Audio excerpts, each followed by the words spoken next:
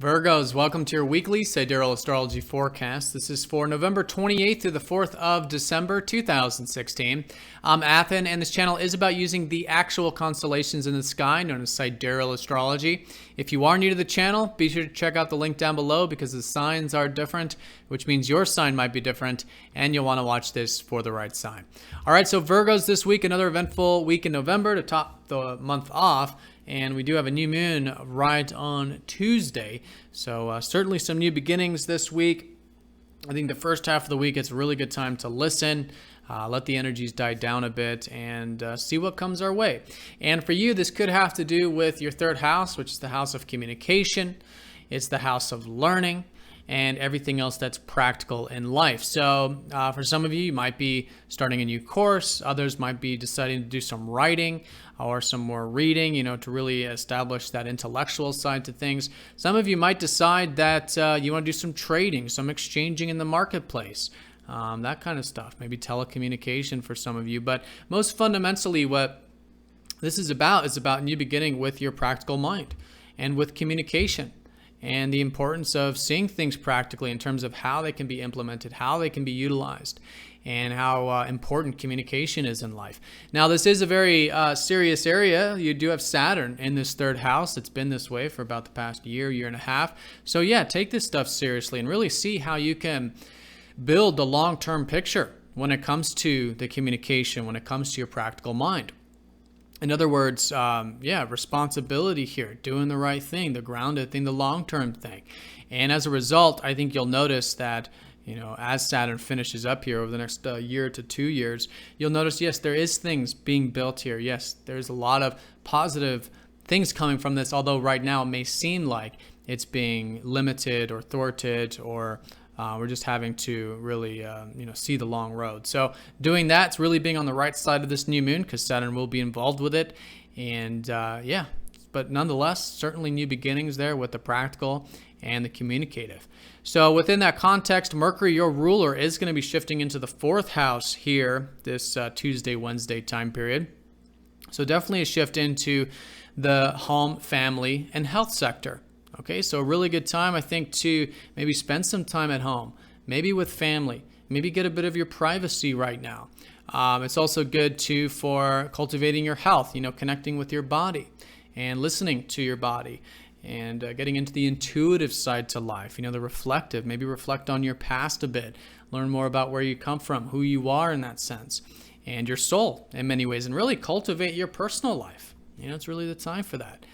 Whether it's family or otherwise, anyone or anything that's sentimentally important to you, I think is very important. Now, Mercury does rule your 10th house, so it does signify too that maybe the career is going into a more emotional side, or maybe some of you might be working more at home, or really having to integrate your home life with your work life. So I think that's a good way of working with it as well, with your ruler shifting into that fourth. And let's not forget, Venus is in the fourth, so there's a lot to enjoy still, with this more sentimental and emotional side to life. A lot has transformed, I think, the past couple of weeks with Pluto. But Venus is still in the fourth. I think you can be enjoying that stuff as well. So that's the first half. Also, this first half of the week, I do want to mention Venus will be squaring up to Uranus. So along with that shift, if you are feeling a bit of the impulsive energy, wanting to break free, break through, or something sudden comes your way, it's very important to be as present as you can. And it's going to take different forms for everybody. But, if there's any type of that impulsiveness, just be as present as you can, be aware of it. And that way you're making decisions from a place of centeredness. Otherwise, with a square from Uranus, sometimes we can be impulsive, make rash decisions.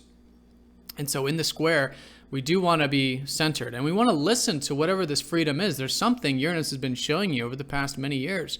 The importance of having freedom in relationships, and a freedom perspective, a free perspective of relationships, whatever that might mean for you personally. So that's the challenge, is how to integrate this freedom, or maybe this whole relationship dynamic, whether we can see it as freedom or not, and integrate that into, again, the personal life, and with patience, with groundedness, and taking that centered approach, intuitive approach, is a good way of working with that. And it could even be that it's, relationships with family, or it could be relationships that are really close to the heart. Whatever it is, it's bridging the gap between your emotional body, what's important to you personally, and how to integrate that and blend that, merge that with your relationships. Okay. And maybe a bit of that openness could help too. But whatever you feel like is the challenging thing that you need to do. Because oftentimes with the square, we know what we need to do. It's the healthier thing to do, but it's challenging to do that for whatever reason. And I think all of this can be very healing, in fact, because Venus will be sextiling Chiron at the exact same time. And this is, again, going to the whole point that your relationships have been healing. And with a sextile, it could be like rejuvenating whatever this stuff is, or whatever this one thing is this first half of the week. It's very refreshing, very rejuvenating, and can help you really heal any of those wounds that you might have or have been healing there regarding those one-to-one connections. So that's the first half of the week. It's definitely a subtler time. It's a lowering of energy time. It's a new moon. It's very internal. Again, it's a good time to listen, but there's definitely a shift that takes place this middle part of the week. First of all, Chiron goes direct. So yeah, there's that rejuvenation, that refreshing sort of energy going into the weekend. But Mars does trine up to Jupiter. And this is a very significant aspect collectively, because it involves two moderately slow-moving planets. And it's very inspiring, very motivating. And first of all, this has been Jupiter in your first house, which over the past year, roughly, it's been such a great time for you to open your horizons, right? To see possibilities, to see potentials in life, and tap into that adventurous spirit. So that inspiring nature, or that open nature you have, or maybe for some of you, it's just you've been gaining more independence in your life, and a greater understanding of your personal needs. Whatever that is, relating to self, it's directly supporting this self-expression. And this is Mars in your fifth house that is saying that there might be some motivations for you to express yourself.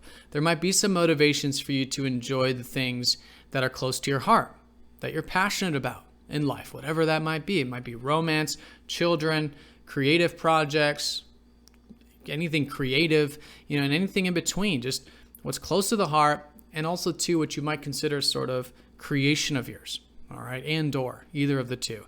And as a result, I think you'll find as you put positive energy into that, yes, the inspiration is there, the motivation is there. And, usually with Jupiter, it can come off as quite easy, but utilize it. Use this week to express yourself, to cultivate those things that are close to the heart that you're passionate about. Or maybe it's just hobbies and interests, but it's an excellent week for that. And I think most fundamentally, just expressing yourself, whatever the medium might be. And Jupiter in the first is, again, helping you uplift that independence, uplift that adventurous spirit, and help you see potentials there. Now, Mars does also rule your third house of communication, again, going back to this new moon. So there is this new beginning.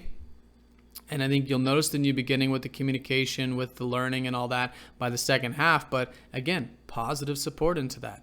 Reading, writing, sharing, learning, trading, whatever that is, anything in particular can be a very good inspiring force. And it can be very deep and meaningful. This is a good time too where you could be transforming or just feeling a bit more open with life, because Mars does rule your eighth as well. So very nice aspect. It's also going to be sextiling up to Saturn, which is an extra bonus to this, suggesting that there is, I think, a grounded approach to that self-expression, and willing to take that slow, which is good. It's just an opening for that, but it's certainly available.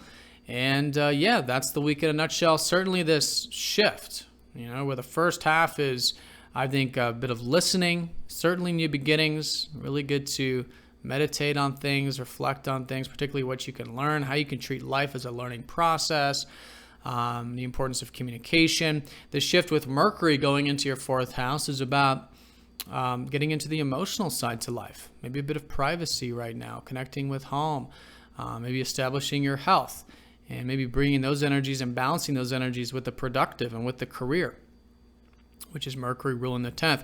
Venus squaring up to Uranus does suggest a bit of presence needed collectively for all of us. It'll depend on our personal charts, of course, but I think integrating the emotional with the relationships in a healthy and balanced way is a good fundamental way of working with that. And again, centeredness is always important with squares from Uranus.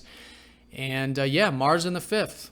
Great for self-expression, great for interests, anything you're passionate about, close to the heart.